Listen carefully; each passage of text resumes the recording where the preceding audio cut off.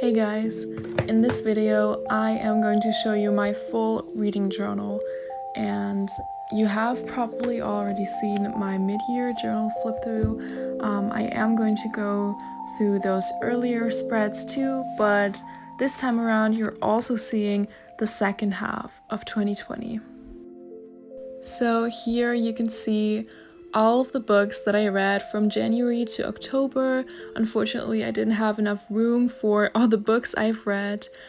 But yeah, I'm not going to go into too much detail with these first spreads just because I've already shown them. So if you want more in-depth descriptions of what this is I'm showing you, then check out my earlier video too. As you can see, my stats are not finished yet, and that is because when I'm filming this, December is not over yet, so I am going to film a video on my 2020 stats, so stay tuned for that if you're interested. And here you can also see I did not read all of my 20 books for 2020, and I didn't complete as many goals, but I'm going to film a video for that too, or I'm just going to combine that with my stats. So yeah, I'm going to discuss that a little bit further. As you can see, I didn't really use these two spreads, so I'm definitely not going to do them in my 2021 journal. I'm overall pretty happy with the amount of series I managed to finish in 2020, and I'm also going to do a video for that, but there's still a lot of series on here, as you can see, so that's definitely one of my goals for 2021, to reduce this list. Now, this spread kind of got out of control. I have so many books on my TBR, it's not even funny anymore.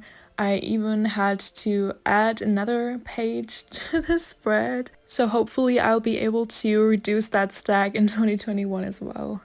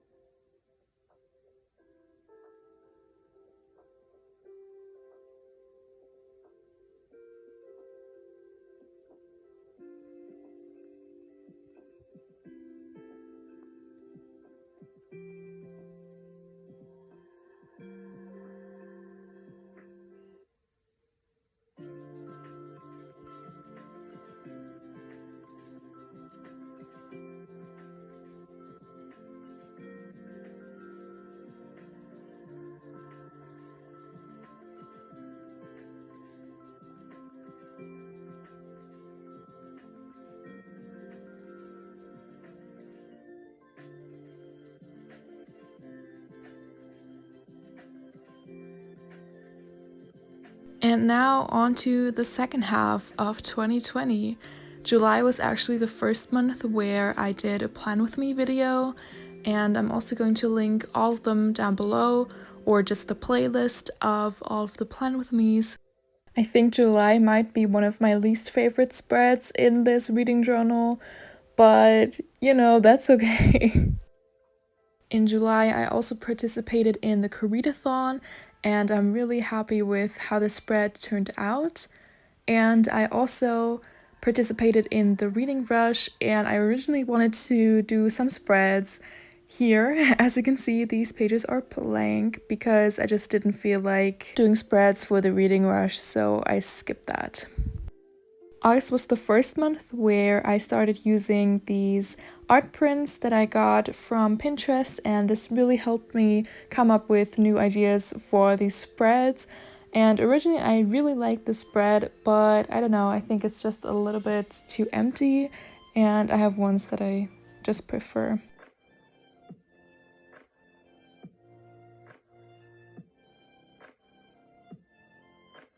September is probably my favorite spread of them all.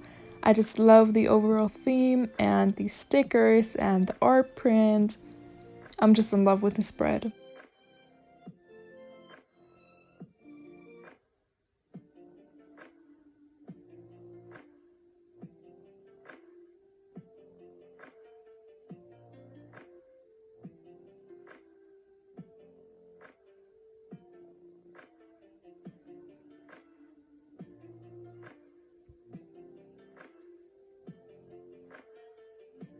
And as I saw in my earlier spreads, I used to do these favorite book of the month spreads, and then I wrote down kind of personal things that happened that month, and I just didn't feel like it in the later months, so I just skipped that. So that's why I have a couple of blank pages.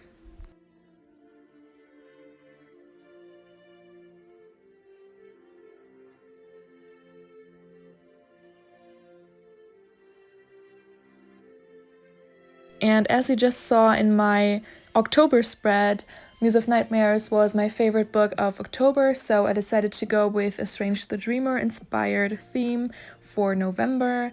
And yeah, I'm really happy with how this turned out actually.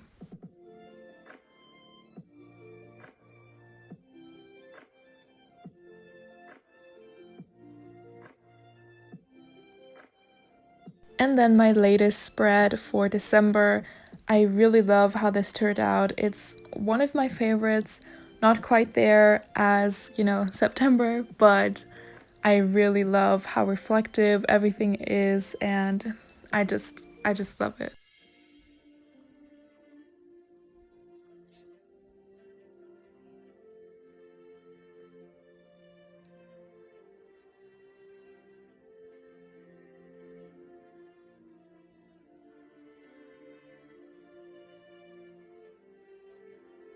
And here I've made a list of my favorite books of 2020, and I printed out these covers and also wrote down a couple of thoughts about the books.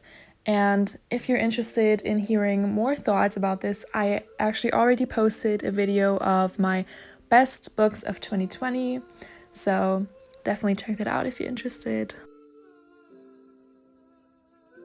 And this is it already. I have a couple of blank pages left, but I'm overall pretty happy with how this turned out, and I hope you enjoyed it too. And if you did, please don't forget to subscribe and give this video a thumbs up, and I'll see you in my next one. Goodbye, guys.